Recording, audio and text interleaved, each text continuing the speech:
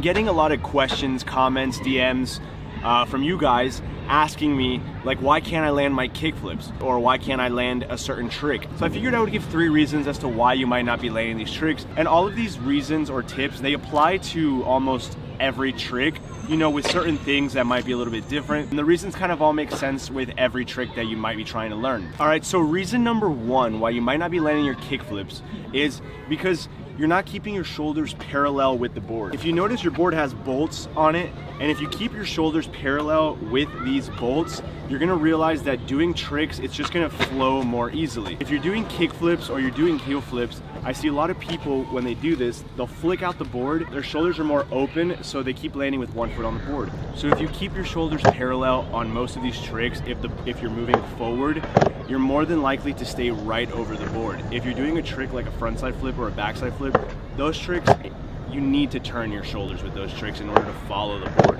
And reason number 2 why you might not be landing your kickflips or other flip tricks in general, it's the timing. You have to get the timing right on all of these tricks. You have to know when to pop the board and when to flick the board. If you're trying to do them both at the same time, the board is just gonna stall mid-air, or it's gonna you're gonna pop it and like shoot it out like crazy. So if it's a kickflip, for example, you're gonna wanna be able to pop and then like in your mind know to wait a little bit as your foot goes up and then flicks out the board.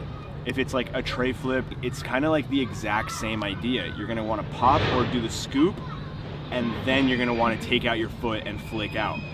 Timing is really big, because especially when you wanna start taking these tricks downstairs or onto ledges or into grinds or anything like that, you're gonna wanna have the timing like super down. Because if you don't have it down, then you're just gonna flick the board and it's just gonna spiral out of control onto the ledge, or if you're going down some stairs or something, the board's just not gonna do what you need it to do. You're gonna need to find a way to be able to pop, give it that few extra seconds, and then flick out the board so that your body can follow the board. All right, and that brings me straight into reason number 3.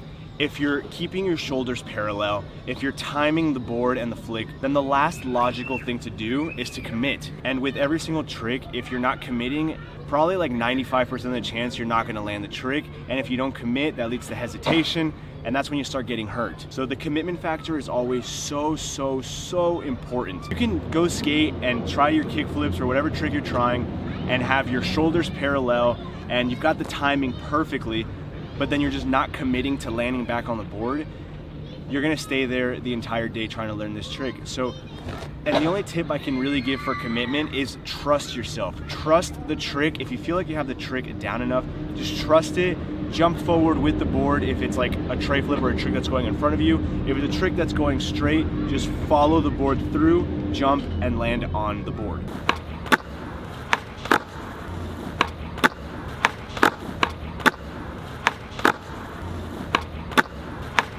All right, guys, that is the end of Wednesday's video. I hope you enjoyed it. I hope that these tips can help some of you to land your kickflips better or your flip tricks in general, because these tips are pretty universal with most flip tricks. And these are the tips that have helped me throughout my life to land and learn new flip tricks. I guarantee you that if you take them and you put them in your own skating, they will help you. At least one of those 3 will definitely help. So, guys, that's it. If you did enjoy this video, make sure you leave it a fat thumbs up. Don't forget to subscribe to the channel if you have not already, because growth is awesome. It's all part of progression. And if you are subscribed, make sure you turn on those post notifications so that you're notified when I post a video, because you can be one of the first ones to watch the video, and that's always kind of cool. So yeah, that's it, guys. I hope you all have a great rest of your week, and I will see you on Friday for another video. And as with every single one of these videos, I want to leave you with 3 things, and that's: don't forget to have fun, be happy, and love skateboarding.